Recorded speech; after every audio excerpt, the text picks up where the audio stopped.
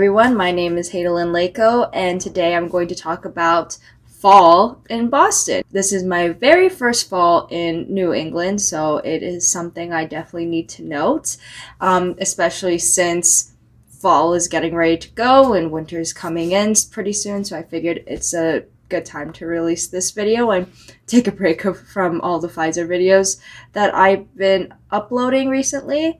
And so with that, let's get started. The fall foliage is undeniably gorgeous, like throughout all of New England. I was shocked by how pretty like orange and yellow and red hues are. I've always seen like all the fall foliage in like Hallmark films, maybe some ABC Family or whatever it's called, I think Freeform now. But just seeing it in person is just it hits differently, and I really like it. I actually have been hiking recently. I've gone up to Middlesex Fells, where you take the Orange Line all the way up to Malden, and then renting a car to Blue Hills Reservation, and just being able to see the fall foliage and the skyline of Boston is a really great combination. Like, there's nothing that hits it. I'm used to Southern California where it's just summer and not summer, or fire season and not fire season. Maybe sprinkle in a couple of earthquakes sparingly, but it's gorgeous. I would definitely recommend, like, it's a great time to be able to go, like, just, you know, stroll for a walk in the park, because it's just amazing. Now, the only thing is that when it's really windy, a lot of the leaves kind of just circle around, like the scene in Pocahontas where like all the leaves are just like, ooh, like that. So yeah, that's something kind of cool.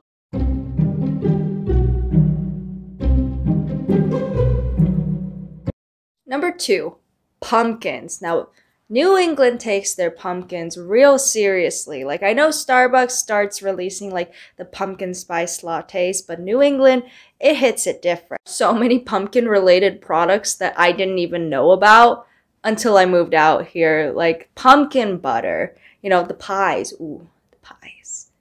They hit good. The pastries. I think there was like ice cream or stuff like that. And I definitely did not learn any of this being in Southern California, because it's not really as predominant of a thing compared to out here. I would say like a lot of the grocery stores, they start selling pumpkins like in the beginning of October. I decided late that I wanted to carve my very first pumpkin. Keep in mind, Asian people, we don't really carve pumpkins, we just eat them. So this is why it's the first for me, for anyone who's pretty shocked. I checked the night before Halloween, and it was crazy, like that there were only like maybe 2 pumpkins left, and it's like the little small ones. They were still pretty cute, and it's pretty good, a good time to do that. But if you have a car, or if you want to rent a car, I would definitely recommend hitting up the pumpkin patches that are just around New England in general, just because they look so cute. I didn't get to go to it. I can't tell you the experience of it, but I can tell you the experience of my coworkers and other people who have gone, and I guess it's definitely something to look forward to. I know Salem isn't technically Boston, well, like, you know, but it is right nearby. You can actually take a train, I believe. Yeah, you're gonna have to take a commuter rail, and getting to Salem is probably, taking the commuter rail is maybe about, I think, less than an hour or so. Yeah, probably less than an hour, because especially during the Halloween weekend, it gets packed, and finding parking can just be a little bit difficult sometimes. So if you don't want to pay for parking and don't want to deal with the hassle of parking, definitely consider doing the commuter rail. But it was so cool. There was a lot of, especially with COVID, like a lot of the local companies have been kind of bouncing back, and it's a really great time. I think when I was there was like a zombie walk happening, where like all the kids and like even parents, like they were participating, which was really fun. And it's kind of interesting just because I believe they're doing filming for Hocus Pocus 2, if I'm not mistaken, or or I believe they probably already did the filming for Hocus Pocus 2, and the fact that it's based in Salem is honestly really cool, and I would definitely recommend checking out the Salem Witch Trial Museum because it depicts the witch trials in a very historical manner and kind of analyzes like the fictional side of it all, and it really makes you think. So it's really cool, and I really loved it. Now, number 4, the most important thing is layers. It typically goes around maybe 40-30 degrees temperature range, and that's not enough for like the winter thermals, but it was important for me to have like some lighter thermals just because I get cold around that time. Also, I get nosebleeds around this time because the air is dry and whatnot.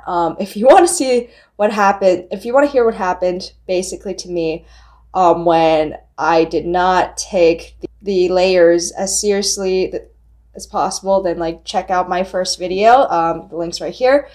But also, layers are just important, and they look really cute. Like, you don't need like the really thick winter layers yet. You can still wear like the cute fall layers.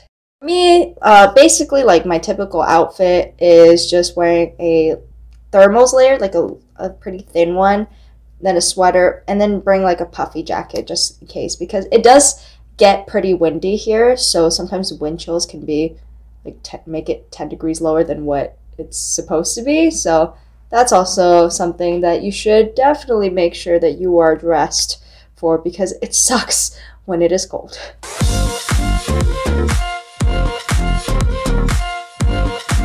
Number 5, this is a 2021 COVID exclusive thing, seeing the Boston Marathon in October. Now, typically the Boston Marathon takes place in April, but since last year they canceled it, and with like the COVID restrictions and whatnot, they decided to host it in October to kind of make up for it. And it was honestly really inspiring to see a lot of these people like just like running through. There are people of all ages pretty much like bursting through, and me, I hate running. That's the one thing about me. I really hate running. I will only do it for 3 reasons.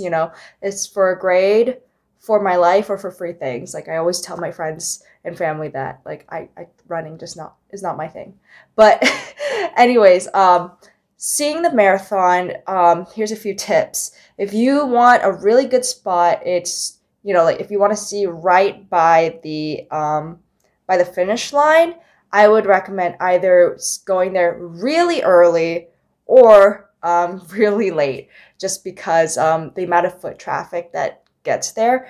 And I believe this year there is a lot more security, so you can't just like, they kind of make it like a maze sort of, so you can't really just navigate straight through to like the finish line because there is a lot of checkpoints. So try not to bring a bag as well, because you're gonna have to get stopped and checked for that. Also, another important thing to note is that getting to like if you want to watch at the end point of the marathon, you would take the green line to Copley. But I will say the day of, basically, like the green lines to Copley, like they're just not it. They just will not happen. So don't rely on that to be able to watch. And in advance, they do shut down a lot of the roads that are leading to the finish line, I believe like the morning of, so that is also a really important thing to note.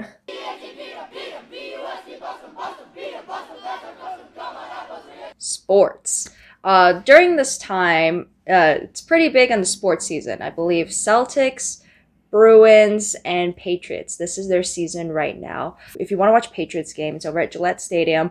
And during the times of the game, like home games, there's actually a special train that can take you directly to Gillette Stadium. So you would definitely have to book that in advance. So that's something really cool to note. As for the other teams, for the Bruins and the Celtics, those are over at TD Garden in North Station. Really interesting to see Boston be like a very big sports town. I'm not really big on sports, but I definitely need to check mark being able to watch a sporting event at least just once in my life. But yeah, actually I was in North Station over at TD Garden, over at specifically in Star Market, and I saw outside pretty much like what the spirit of like the very first Celtics game is like. So they were lining people up pretty much, you know, again, making sure with like COVID restrictions and whatnot. And then everything was just highly decorated and it looks so fun. And I definitely want to try that out sometime. So maybe you'll see a future video of me watching some sports. So you never know.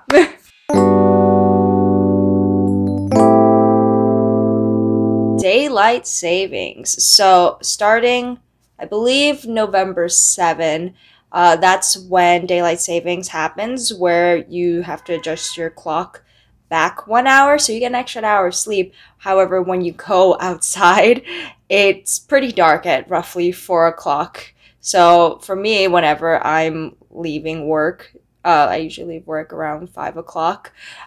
It's really dark, so that's something to note if you want to be out and about with people or just in general.